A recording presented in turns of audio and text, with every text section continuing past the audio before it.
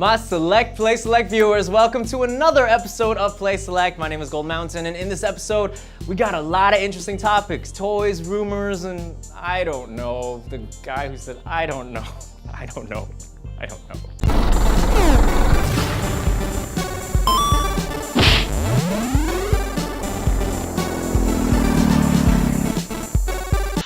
So, back in 1999, Sony Japan released a device known as the Pocket Station. That's right, now if you remember this, then you know this thing was a memory card unit, and you can use this in tandem with certain games that came with the PlayStation 1. Now this was pretty much a big precursor to, say, DLCs, and guess what? Well, Sony just released a video that pretty much advertised the advent of a brand new Pocket Station. Now this is being dropped November 5th, 2013, and the Japanese have made this really interesting teaser video that you can see right here. They're just following this magical mascotted truck, and they're gonna find out what this is. Now, obviously, we know nothing about it except for the fact that it's been teased, but I am interested to see how this will actually play with remote play aspects of all the Sony products coming this next gen. Interesting.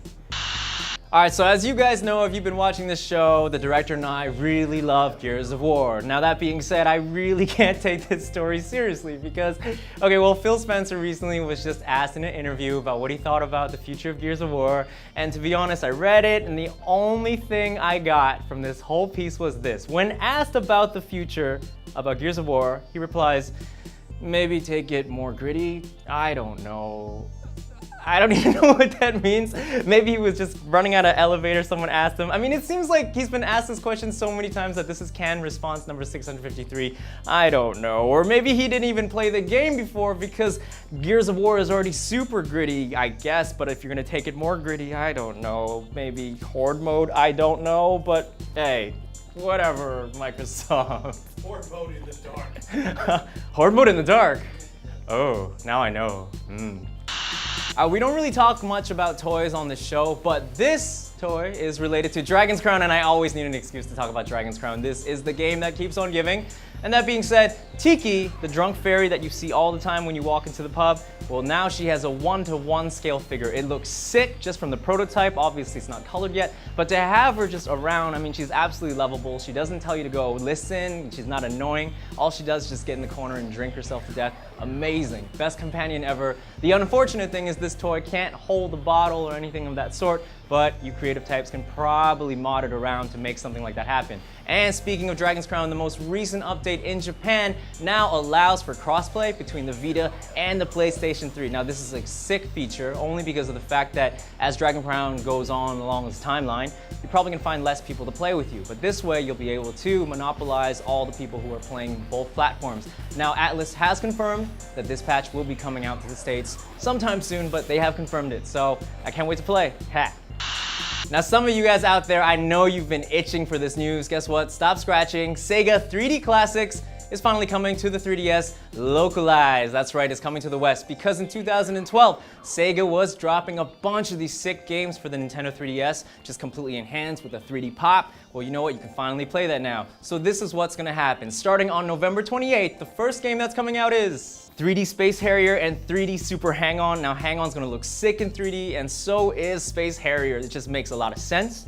On the 5th, you have Sonic the Hedgehog, but he's kind of overshadowed by Altered Beast. That's right, Rise from the Grave, the first game that was attached to the Sega Genesis back in the day. On the 12th of December, we have 3D Echo the Dolphin. That's right, one of the scariest games for the Sega Genesis, as well as 3D Galaxy Force 2. And finally, December the 19th, this is gonna be sick. We have 3D Shinobi 3. That's right, and guess what? Topping on the cake, 3D Streets of Rage. Now this is really exciting. Just games one after another, and a pair and a pair and a pair and a pair. This is really gonna keep some Sega fans happy when they're playing this on their 3DS. Now usually I get really kind of upset in a way when games get delayed, but I get it because there's quality issues and the developers really want to put out a more polished piece of game. Now that being said, South Park Stick of Truth has been delayed again. Now, originally it was supposed to come out on December the 10th. Now it's supposed to come out on March the 4th US and March the 7th for the UK. Doesn't matter, I'm gonna wait for this. I'm glad in a way because instead of rushing for a Christmas release, they took some extra time in to do it. Now to paraphrase, actually you know what, I'm not gonna paraphrase Matt Stone and Trey Parker, that's sacrilegious. I'm just gonna read out their statement.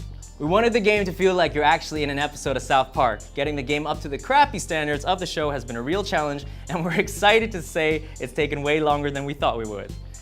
Gotta love the honesty. That's South Park for you. So that's okay, I'll patiently wait for this game because I know this South Park RPG is gonna be awesomely epic. So just a few days ago, someone randomly put a Prima game guide of Mortal Kombat Shaolin Monks on Ed Boon's desk. So Ed Boon tweets, "Someone put this on my desk? WTF? Do they think we're doing an HD version to download or something?" Which means that this is indeed a teaser for a Mortal Kombat Shaolin Monks HD version. Now, we don't know what platform this is going to be released for, maybe PSN, maybe Xbox Live. Regardless, if you haven't played this before, this was a sick PlayStation 2 game featuring co-op Mortal Kombat, one of the first games to really take a fighting genre and then transpose it onto an actual adventure genre while keeping the movesets. So it's over the top, it's extremely bloody, and the fact is a lot of people had a lot of fun with this game. So if this does come out, that's going to be sick because a whole new generation of gamers can experience combat with a K, with co-op with a K. Respawn Entertainment's multiplayer online killer app console seller known as Titanfall, well, EA just announced that this game will be exclusive only to the Xbox One, the 360, and PC. Now, this is interesting because there was a lot of speculation whether or not Titanfall was going to be released for the PlayStation 4, but totally it's not going to happen, so that's cool. You know, you get a really good exclusive for the Xbox One. But that being said, Vince Zampella, who is the founder of Respawn, well, he answered a tweet recently on his Twitter account when somebody asked him whether or not they're gonna make any sort of games for the PlayStation 4. To which he said, "Of course we will, just not for Titanfall 1. So this is very interesting because Titanfall is being published by EA. Now back in the day, Mass Effect was supposed to be an exclusive for the Xbox 360. Well, you're probably playing it on your PS3 anyways. So that being said, probably we'll see Titanfall 2, 3, 4, 5, 6, 7, 8, 9, 10 on the PS4 as well. So hey, patience is good, but if you can't wait, play it on the Xbox One. Time to announce the winner of last episode's prize time. Righteous Bronco, you just won yourself a copy of GTA 5. That's right, this game is sick. Now you gave me the answer, flip-flops, or thongs as you call them in Australia. Thank you for telling me that. That just really messes me up when I see a girl in a thong now. But that being said, you won and you definitely have to join my crew, playasia.com, DOTCOM. Otherwise, you know, I'm not gonna give you this game. All right, anyways, enjoy, congratulations. It's that moment you've been waiting for. Prize time! Your favorite moment of the week where I give you free stuff. Now, prize time works like this. It's very, very simple. I give you a question, you give me an answer, and if you get it right, I'm gonna give you some swag. Now, ground rules, if you know the answer to my question, please do not put it in the comments, but put it in the inbox. Not the comments, the inbox, and please specify whether or not you want this game for the Xbox 360 or the PS3. Now, the game of this week is Batman Arkham Origins, a very, very sick game. I'm having a blast with it. And the question, oh, this one's gonna be so good. Here we go. From 1966 to 1968, who was Batman? Sounds easy, right? But if you want to get this, you gotta think like the detective. So that being said, my name is Gold Mountain. This has been another episode of Play Select. Thank you guys so much for watching. Peace outside. Very pretty girl. Please subscribe.